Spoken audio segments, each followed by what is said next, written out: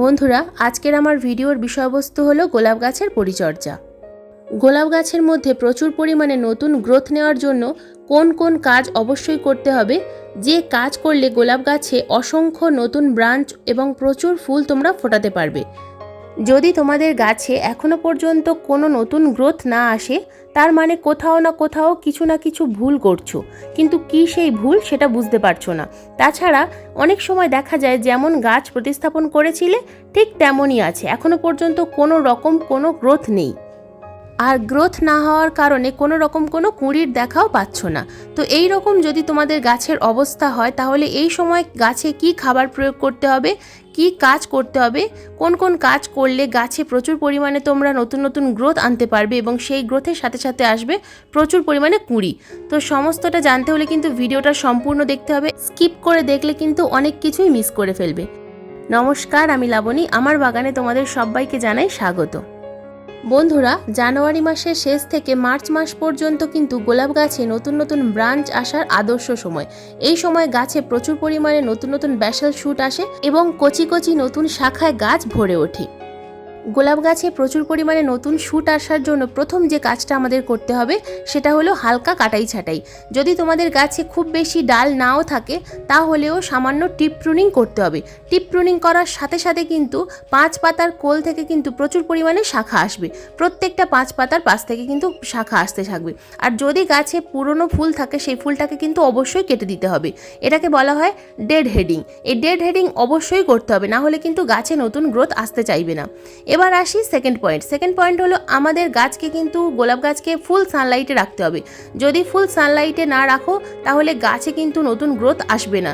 সে যতই dead heading করো বা হালকা কাটাই ছাটাই করো, গোলাপ গাছ ফুল সানলাইটে রাখা অবশ্যই প্রয়োজন। গোলাপ গাছে হালকা কাটাই ছাটাই এবং যদি ফুল সানলাইটে রাখা যায়, তাহলে গোলাপ গাছে কিন্তু কোনো রকম কোনো রোগ পোকার আক্রমণ হয় না অথবা ফাঙ্গাসের আক্রমণ হয় না। তাই গোলাপ গাছের জন্য এমন একটা জায়গা নির্বাচন করতে হবে যেখানে সারা দিন সূর্যের আলো পড়ে। যদি তা সম্ভব না হয়, অন্তত 4-5 ঘন্টা সূর্যের আলো পায় এমন একটা জায়গায় অবশ্যই গোলাপ গাছকে রাখবে। এবার বলবো থার্ড পয়েন্ট হলো আমাদের গোলাপ গাছকে প্রত্যেক দিন সকালবেলা খুব ভালোভাবে কিন্তু জল দিয়ে স্প্রে করতে হবে। জলে স্প্রে করার ফলে গাছে কিন্তু নতুন গ্রোথ খুব ভালো হয়, কারণ গাছের ডালে যত জল যাবে গাছের ডাল ততটাই নরম থাকবে এবং নতুন নতুন শুট আসতে থাকবে। তবে এই জল স্প্রে করার কাজটা কিন্তু অবশ্যই সকালবেলা করবে, কখনোই বিকালবেলা করবে না। বিকালবেলা করলে গাছের পাতা ভিজে থাকবে এবং গাছে ফাঙ্গাস লাগার চান্স অনেকটাই বেড়ে যাবে। এবার আসি ফোর্থ পয়েন্ট হলো আমাদের গাছের এলা ডাল বা শাকার ডাল। এটা কিন্তু অনেক বন্ধুরাই নতুন বাগানিরা বুঝতে পারে না, কারণ অনেক সময় মনে হয় যে এগুলো হয়তো অরিজিনাল গাছ মনে করে নতুন বাগানিরা কিন্তু ডালগুলোকে রেখে দেওয়ার ফলে যেগুলো হয় যে এই ডালটা খুব তাড়াতাড়ি বৃদ্ধি পায় এবং আসল গাছ মারা যায়। তো তোমরা ভালোভাবে লক্ষ্য করলে দেখতে পাবে এখানে যে গ্রাফটিং নোটটা রয়েছে, গ্রাফটিং নোটের নিচ থেকে কিন্তু এই শাকার ডালটা সবসময় আসে। তাই শাকার ডাল দেখার সাথে সাথেই কিন্তু এই ডালটাকে ভেঙে দিতে হবে। এরকম নতুন গাছ বসানোর পর কিন্তু প্রচুর পরিমাণে আসতে থাকবে। তো তোমরা কিন্তু এই জিনিসটাকে লক্ষ্য করবে।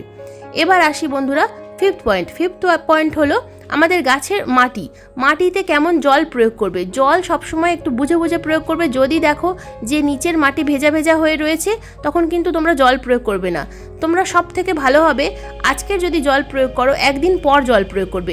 একদিন ছাড়া যদি গ্যাপে জল প্রয়োগ করতে পারো, তাহলে কিন্তু খুব ভালো হয়। তবে গ্রীষ্মকালে কিন্তু প্রত্যেক দিন জল প্রয়োগ করতে হবে। গ্রীষ্মকালে গ্যাপ দিলে কিন্তু গাছের টবের মাটি একেবারে শুকিয়ে যাবে এবং শুকিয়ে গেলে গোলাপ গাছের জন্য ক্ষতি হবে, গাছের পাতা হলুদ হয়ে ঝরে পড়তে পারে। কিন্তু এই সময় যেহেতু এখন শীতকাল, তাই এখন কিন্তু একদিন গ্যাপে জল প্রয়োগ করলে গাছ ভালো থাকে।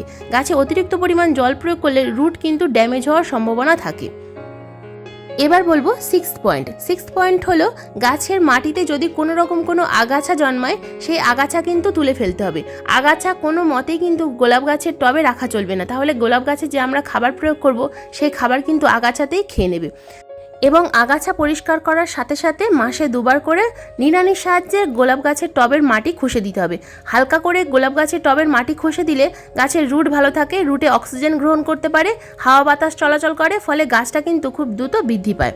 তো বন্ধুরা, দেখো আমি এই যে কটা পয়েন্ট তোমাদের বললাম, এই পয়েন্টগুলো আমি আমার গাছে ফলো করি, যার ফলে গাছে কিন্তু খুব সুন্দর বৃদ্ধি হচ্ছে এবং গাছে প্রচুর পরিমাণে কুঁড়িও আসছে। গাছগুলো সুস্থ রয়েছে, গাছে কোনো রকম কোনো পোকামাকড় নেই। এবার আসি পয়েন্ট নাম্বার 7, ফার্টিলাইজার। এই গাছে আমরা কি ফার্টিলাইজার প্রয়োগ করব, যে ফার্টিলাইজার প্রয়োগ করলে গাছের দ্রুত বৃদ্ধি হবে এবং প্রচুর পরিমাণে শাখা প্রশাখা আসবে, আর শাখা প্রশাখা আসার সাথে সাথে প্রচুর পরিমাণে ফুলও ফুটবে।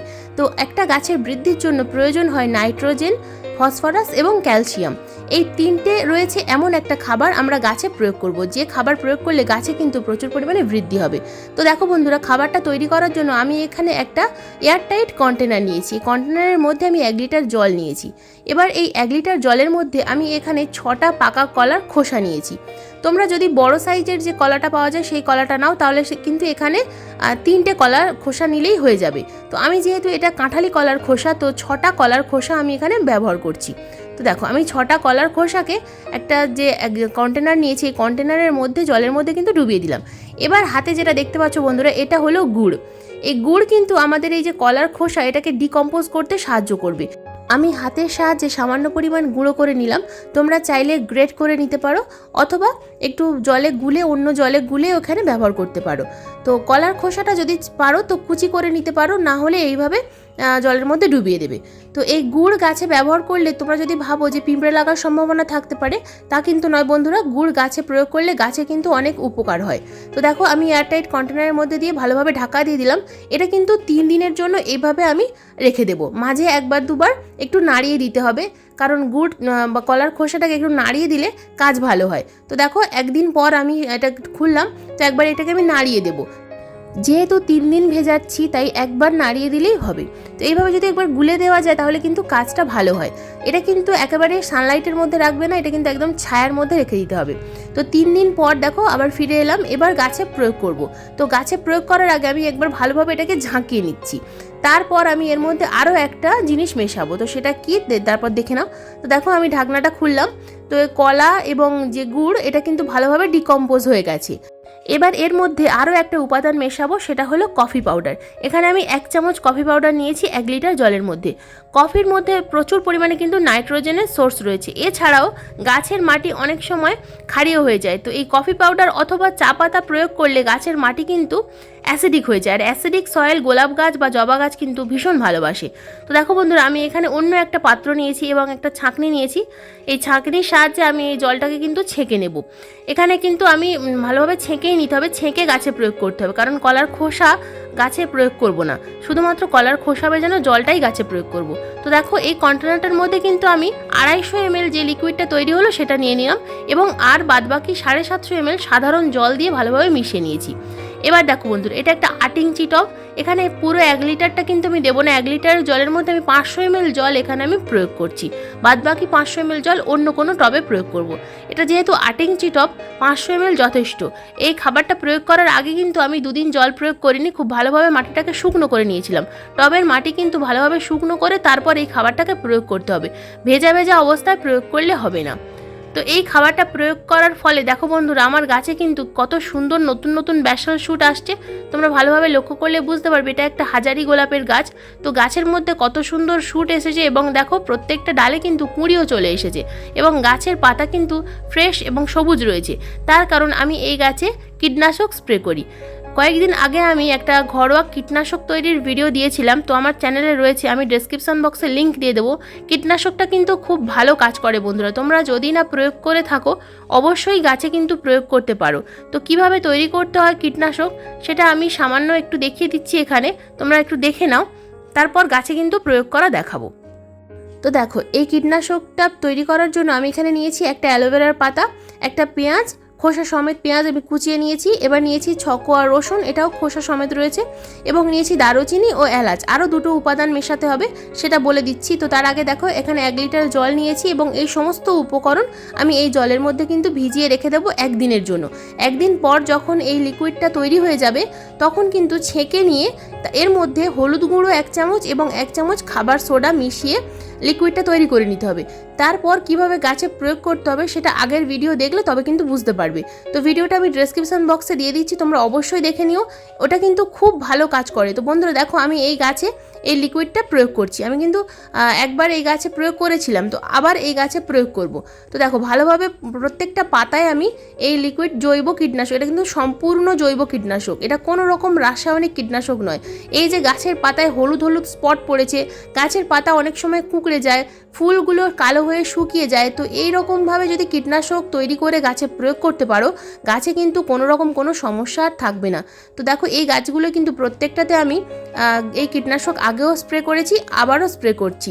এটা কিন্তু একটু বিকেলের দিকে স্প্রে করতে হবে, যে কোনো কীটনাশক সেটা রাসায়নিক হোক অথবা জৈব, একটু বিকেলের দিকে স্প্রে করলে কাজ ভালো হয়, কারণ বিকেলবেলা যে কোনো পোকামাকড় গাছে আক্রমণ করে। তো দেখো বন্ধুরা, এই গাছের মধ্যে প্রচুর পরিমাণে হলুদ পাতার আক্রমণ হয়েছিল, তো ব্ল্যাক স্পট যেগুলো হয়েছিল পাতার মধ্যে, আমি ভালোভাবে এই কীটনাশক স্প্রে করার ফলে এখন দেখো নতুন নতুন কত ব্রাঞ্চ এসেছে গাছে, এবং সেই ব্রাঞ্চে প্রত্যেকটা ব্রাঞ্চে কিন্তু কুঁড়ি চলে এসছে। তো বন্ধুরা, যে খাবারটা আমি প্রয়োগ করা তোমাদের দেখালাম এবং যে পেস্টিসাইড, এটা কিন্তু তোমরা সিন্ডারের গাছেও প্রয়োগ করতে পারো। যে খাবারটা প্রয়োগ করা দেখালাম, এই খাবারটা যদি তোমরা সিন্ডারের গাছেও প্রয়োগ করো, তাহলেও কিন্তু নতুন নতুন প্রচুর পরিমাণে গ্রোথ আসবে। আজকের ভিডিওতে যে কটা পয়েন্টের কথা বললাম এবং যে কাজগুলো করতে বললাম আর যে খাবারটা প্রয়োগ করে দেখালাম, এগুলো যদি তোমরা করতে পারো নিয়মিত, তাহলে কিন্তু তোমাদের গাছে অবশ্যই নতুন ব্যাসাল শুট আসবে এবং গাছে প্রচুর পরিমাণে ফুল ফুটবে। এই পয়েন্টগুলো ঠিকমতো করতে হবে, কারণ গোলাপ গাছ খুব ফুডি গাছ এবং খুব সেন্সিটিভ গাছ। গাছে প্রত্যেক সপ্তাহে যেমন খাবার প্রয়োগ করতে হবে, ঠিক তেমনই গাছে কিন্তু কীটনাশক স্প্রে করতে হবে। সে তোমরা জৈব কীটনাশক করতে পারো অথবা রাসায়নিক কীটনাশক করতে পারো, যেটা খুশি। কারণ অনেক সময় দেখা যায় খাবার প্রয়োগ করার ফলে গাছে নতুন নতুন ডাল আসছে, কিন্তু সেই ডাল আসার সাথে সাথেই কালো হয়ে শুকিয়ে যাচ্ছে। কারণটা হলো মাকড়ের সমস্যা। গোলাপ গাছে প্রচুর পরিমাণে মাকড়ের সমস্যা হয় এবং ফাঙ্গাসের সমস্যা। সেই কারণে কিন্তু সবসময় আমাদেরকে গোলাপ গাছের দিকে একটু লক্ষ্য রাখতে হবে। তো বন্ধুরা, এই ছিল আজকের আমার গোলাপ গাছের পরিচর্যার ভিডিওটা কেমন লাগলো অবশ্যই কমেন্ট করে জানাবে। ভালো লাগলে একটা লাইক করো, শেয়ার করো, এবং চ্যানেলে যদি নতুন বন্ধু হয়ে থাকো তাহলে চ্যানেলটাকে অবশ্যই সাবস্ক্রাইব করে পাশে বেল আইকনটা প্রেস করে দেবে এরকম নিত্য নতুন ভিডিও পাওয়ার জন্য। ভিডিওটা সম্পূর্ণ দেখার জন্য তোমাদের সবাইকে জানাই অসংখ্য অসংখ্য ধন্যবাদ।